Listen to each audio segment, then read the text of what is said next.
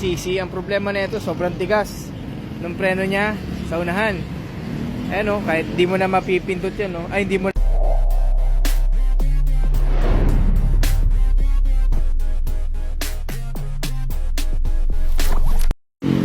What's up mga sir, meron tayo ngayon ginagawa na CF Moto 400cc. Ang problema nito, sobrang tigas ng preno niya sa unahan. Ayan o, kahit di mo na mapipindot yan, no? Ay, hindi mo na mahihila.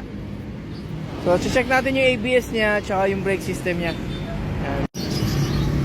Ayan guys, nag-try kami mag-bleed. So, dito sa isa na to, walang lumalabas na fluid. Ito yung pangunahan. Ito yung hose ng pangunahan na brake. Ngayon, ito yung inlet, ito yung outlet. So, ang mangyayari dyan, pagka piniga mo yung preno dun, yung brake lever dun, dapat may lalabas. So, wala siyang lumalabas. Pero dito sa panlikod, pagka piniga mo to, may lumalabas dito.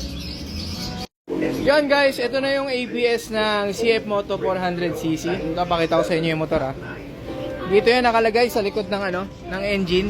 Ayan o, napaklas na namin. Jeremy, yung mekaniko. Ngayon, ang gagawin natin, check natin tong isa kung bakit barado. Okay? Ito, syempre matigas to. Ang dahi ng may-ari. Ngayon, dahil nga barado to, itong na to, tinuturo ko na yan, barado yan. Yan, try natin palabasin yung brake fluid. Yan na, working na siya. Ayos! Tip lang guys, kapag alam nyo namumuo muna yung brake fluid dito, yan, pag alam nyo nang namumuo mo yung brake fluid dito, huwag nyo nang i-press. Eto, kunin nyo na siya, linisin nyo na to. Kasi kapag nangyari yun, babara yan dito. Pag bumara yan dito, kawawa yung ABS. Yan, okay na yan, kakabit na lang natin.